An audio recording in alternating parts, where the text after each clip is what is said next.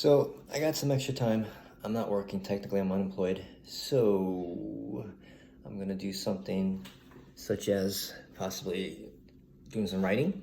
Finally, writing a book that I've been kind of brewing the past 20 years, I guess, my whole life, more, who knows. So along with the writing, I get sidetracked, or somewhat sidetracked, and I'll be drawn to certain things. So whatever I find myself paying attention to in all relationships throughout my day, I guess it's a dynamic meditation where it leads me to what attention, or what my attention is guiding me towards for, I guess, my evolution as a human being and for growth and learning. So a lot of this coronavirus mistrust and denials, I know I've been posting a lot about that, and this malignant narcissism and just paranoia that's been going on. So I always have to look at myself, because I look at myself through others, because we're all mirrors for each other. And one of the things, interestingly, I've been, I was led to go through my old Bible. Right here, not the King James version, it's the American, New American Bible version. I don't really, choose one over the other. So one of the things I was drawn towards was the Old Testament, actually, the Book of Proverbs. Now, I don't really care if you think I'm some kind of Christian fundamentalist, Bible quoting, indoctrinated freak. You could if you want. That's too bad, because I'd like to see myself as not that, or much more, or I don't know. But hear me out. The Book of Proverbs, actually, it's very interesting book in the Old Testament. It talks a lot about wisdom, okay? A lot of times we confuse wisdom with knowledge, and we think the more knowledge we have, we accumulate, the safer, more secure, or just the more we know, the better. But knowledge is really just, it's just accumulated information. It's like my wall over here is white. That's information. The paint came from Home Depot. That's information. It doesn't mean anything. It's just information, and we tend to accumulate a lot of that, and it forms our basis for what we call knowledge. Wisdom is actually much more expansive than that. It actually allows one to have a greater capacity to put things together, to see the bigger picture and just see the wholeness of everything. So it's not something that you could accumulate either. It's kind of there. It kind of happens. Actually, if you really want to get deep to it, we're all actually, we are wisdom. It's just that we have many, many layers of fragmentation, limited perspectives based on our conditioning, society, religion, upbringing, cultural ancestry, etc. So once you peel those layers away, what you have is what we really are, and you can say that this is wisdom. So anyway, I could read a whole bunch of great stuff here, because a lot of this stuff pertains to what we're experiencing right now with coronavirus. And listen, the Bible is a bunch of writings that were written thousands of years ago by people who are dead. And you gotta take it for what it is. It's an old freaking book, okay?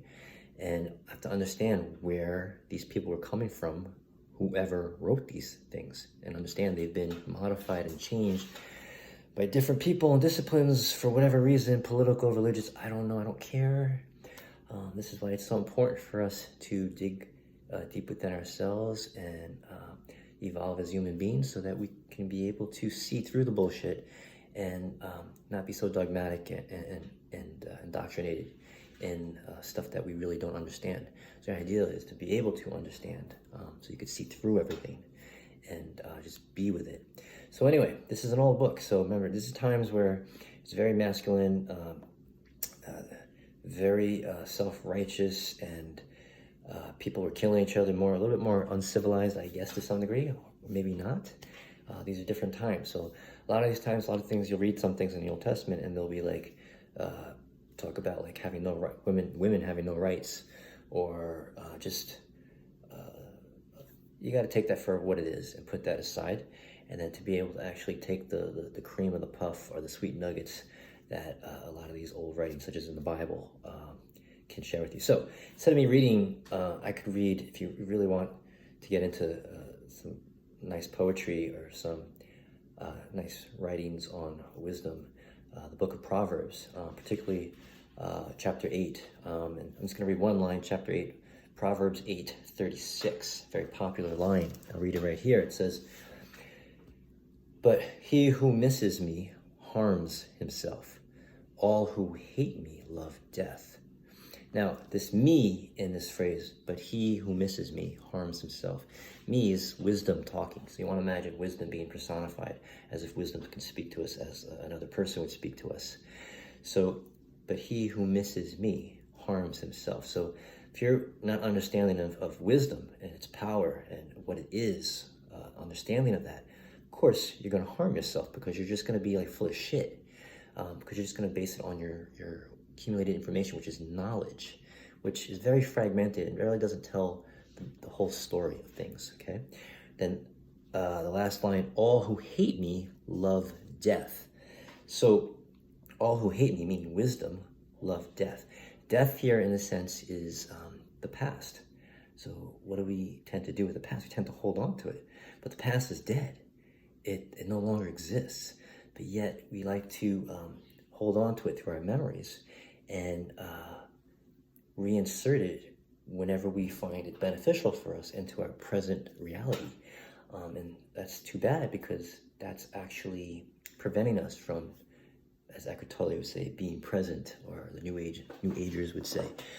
But in reality, we're missing out on the fact of reality, because we're living through a filter of the past, which is dead. So it says, "All who hate me love death." So hate is a very strong word. Get past the word. It's just saying that all who don't like, or all who hate wisdom, or usually we hate because we have this ignorance behind it, where there's fear, and we just don't know, we don't understand. So we try to understand something with what we already know, which in that respect, we just killed that object or that person because we didn't give it any chance. We suffocated with our knowledge, our accumulated information. So thus we miss out on the glorious opportunity to relate to another human being. So all who hate me love death.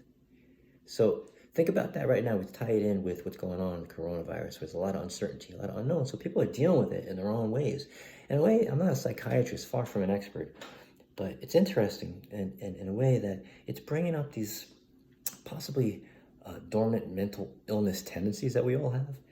And we're all reacting and dealing with it in these ways, where a lot of people are denying it. And I know I've talked about it in other videos. And if you watched it, great. If you didn't, no big deal. I'm just letting this all up because I have the time.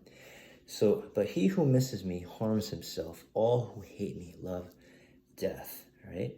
So I invite you to if you have access to any type of Bible, this is the New American Version, even the King James Version is fine too.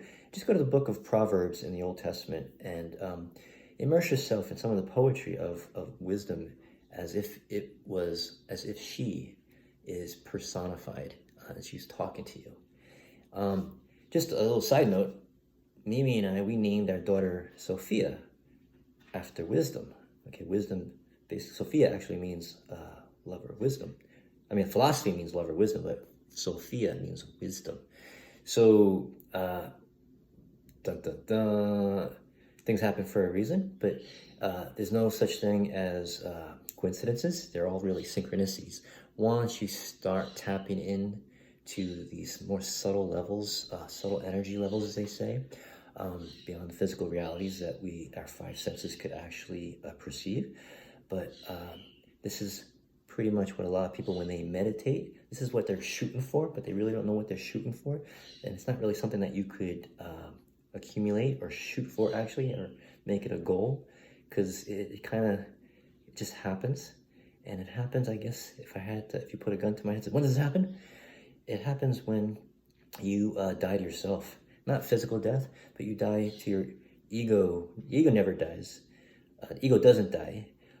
You suspend or put aside your beliefs or your identities or who, everything you think you know, essentially. Meaning you put down your mind, you take your mind wherever it is, put it aside, and then what you get is an opportunity to be openly receptive to the unknown, because you can't face what you don't know with what you already know.